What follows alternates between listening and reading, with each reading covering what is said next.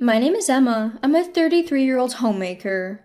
1 year has passed since I got married, but we still don't have any children. My husband Tony loves kids, and from the beginning of our marriage, he was excited about starting a family. However, storks aren't exactly punctual, you know. Impatient, Tony suggested I get a checkup at the hospital, so I visited an obstetrician. After many tests, I was relieved to hear the doctor say there's nothing wrong, but right when I let my guard down, Tony suddenly declared, "Sorry, I want a divorce." Why? There's nothing wrong with me. I really want kids soon, Emma. If we keep going like this, I'm too worried about when we'll have them. I was at a loss for words. We've only been married for a year. I've proven to have the ability to get pregnant. Can't you wait a bit longer? But Emma, you're already 33. While we're waiting, you'll turn into an old lady. Actually, you might already be an old lady, ha. I want to give my child a young and beautiful mother. What does he mean by give? Does this man think of his wife as some sort of object? His words stabbed me in the heart. But I love Tony. I tried my best to persuade him not to divorce, but I couldn't change his mind and we separated after just a year. I was so depressed I couldn't think about anything, but as time passed, I began to see Tony's true colors. He didn't love me as much as I thought. Perhaps he only saw me as a tool to have a baby. The moment that thought turned into conviction was 2 years later. I heard from my friend Catherine that Tony was having a shotgun wedding with his new girlfriend. Catherine has been my best friend since college and coincidentally worked at the same company as Tony. So she was mutual friends between me and Tony. Having bright and friendly characteristics, Catherine was popular with everyone. Relying on that, Tony seemed to confide in her about anything. His current wife, it seems they've been involved since he was still married to you. Wait, does that mean he cheated on me? Exactly, blaming you for not being able to have a child while he was fooling around with another woman. Catherine put down her coffee cup roughly and looked at me. Emma, don't let that guy get you down. Find someone new. Encouraged, I finally put my feelings in order. And 1 year later, I got remarried. After the divorce, I worked part-time at a call center and met Ray, who was 2 years older, and we started dating. About 6 months into our relationship, he proposed to me. I'm so happy, but, well... You don't want to marry me? No, it's not like that. I might have difficulty getting pregnant. What do you mean? When I explained in detail the circumstances of my divorce with my ex-husband, Ray laughed it off, saying, "Oh, is that all? The doctor said there was no problem with you, Emma, right? Besides, having a baby is something we face and deal with together as a couple. Stop thinking of it as just your responsibility." Hearing those words, I couldn't help but cry. And what if we can't have kids? We'll just walk through life together, just the two of us. The warmth of Ray, as he said that and held me, I will never forget for the rest of my life. I was truly happy in my remarriage. Ray, my husband, was great with housework and he took care of himself without any help. It's probably because I've been single for a long time, but thanks to that, I was able to meet you, Emma. I'm grateful to God. He said, blushing and looking adorable. He was a great cook too, treating me to authentic Italian dishes. In comparison, Tony, my ex-husband, wouldn't even take the trash out, so I was surprised to see a man being so self-sufficient. I guess I was truly fulfilled. One day, half a year after we got married, I found out I was pregnant. At a routine checkup at the OBGYN, I was told, "Congratulations!" I couldn't believe it. I rushed home to tell Ray, who had just come back from work. Are you serious? Way to go, Emma!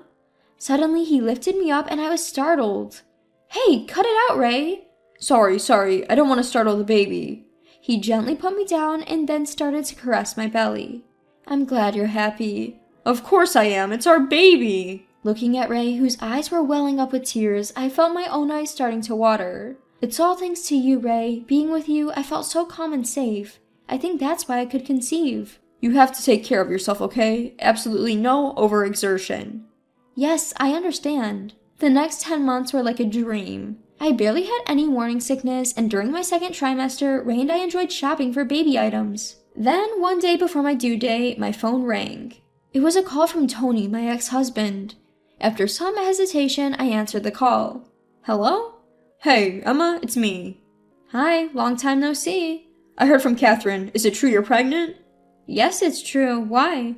I thought you couldn't get pregnant. His insensitive comment left me speechless. Maybe I should have been a bit more patient. Tony joked, which wasn't funny at all. I didn't need your patience. How's things with your new wife? Huh? No, what are you talking about? He played dumb. Well, it doesn't matter to me anyway. Bye. I ended the call with an exasperated voice. Wondering about the purpose of his call, I told Ray about it when he came back from work. I didn't divorce him out of hatred, but his sudden call has upset me. Maybe he had a fight with his current wife? Maybe he wanted you to listen to his grumbles. I don't think so. He made an impolite comment saying he should have been a bit more patient. Maybe he wanted to congratulate you on your pregnancy, Emma. There's no way, Ray. You're such a soft touch. Ray, chuckling, was truly a kind-hearted guy. Seeing Ray like that, my annoyance seemed ridiculous, and the conversation naturally shifted to the topic of our baby. The baby is a girl. The doctor let us know at our last checkup. We spent that day discussing her name again. Ray's eyes were shining with joy. I can't wait to see her. She'll be here soon. Exactly a week later, our baby was born. Hoping she would grow as warm as the jewel, we named her Amber. When I held Amber, Ray said to me through his tears, thank you, over and over again. I've been home since being discharged, fighting the good fight of motherhood. Of course Ray helps too, but there's so much we don't know, and we've made a lot of mistakes. It would be nice to have dependable grandparents around right now. There's nothing we can do. Both our parents live far away. It might have been a good idea for you, Emma, to go back to your parents.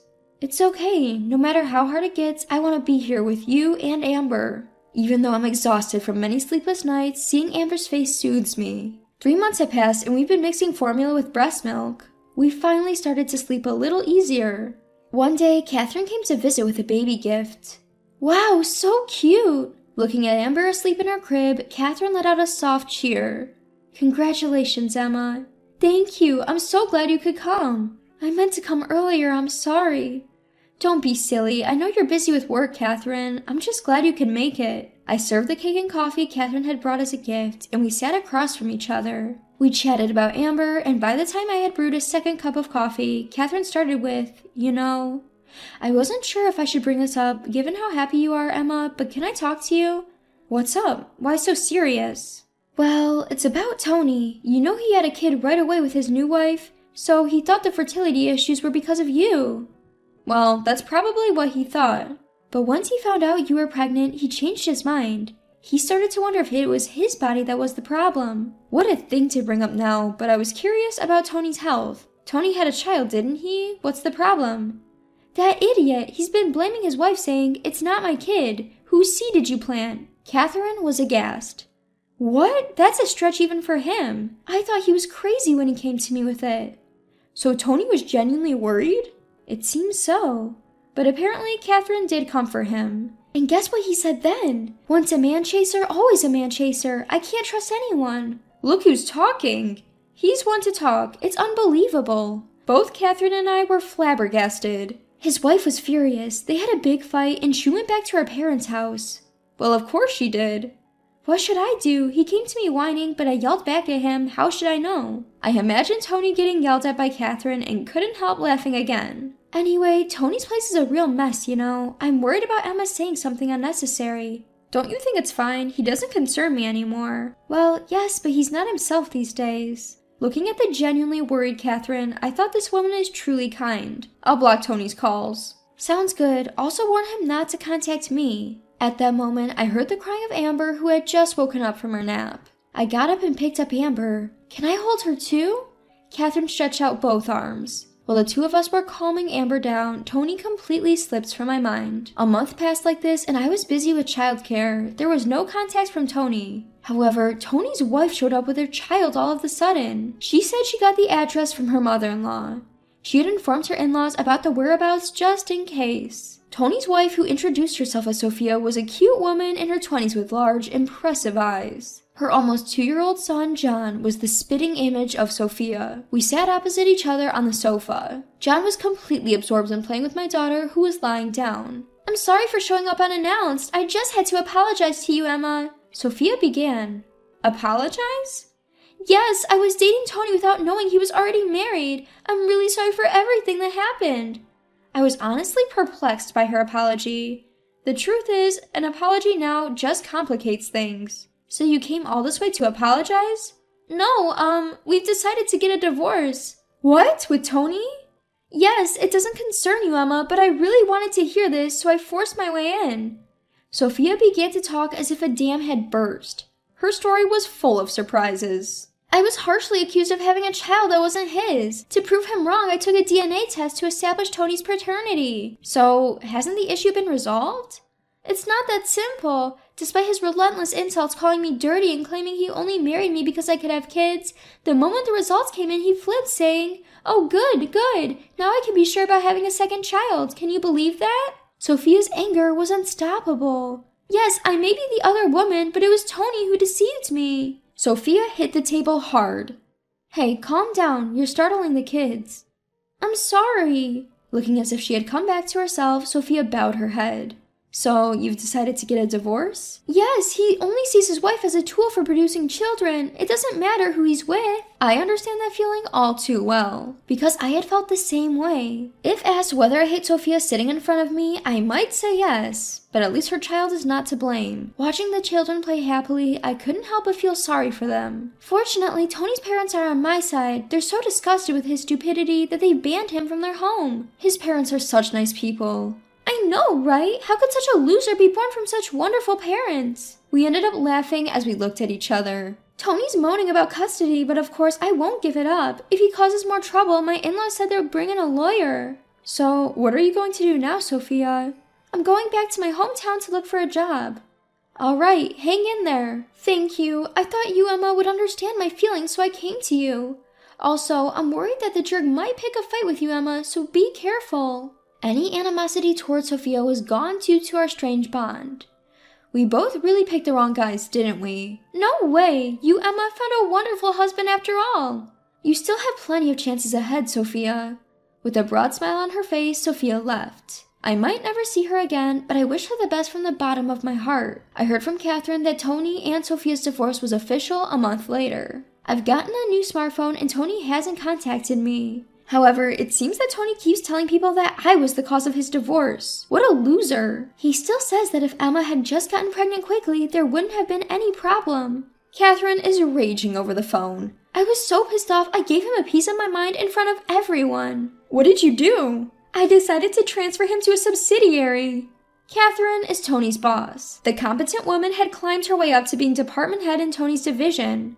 Isn't that misuse of authority? An enemy of women is an enemy of society. Hearing Catherine laughing, I murmured, poor Tony. There's no sin in wanting a child. However, a man who only sees women as childbearing tools doesn't deserve to live in this world. Poor Tony, given a hard time by his wife and boss, still seems to despise women as ever. Even at his new place, he's reportedly still messing with women and getting a taste of his own medicine. Some people never learn unless they die. Maybe I should ask the devil that he should GTH.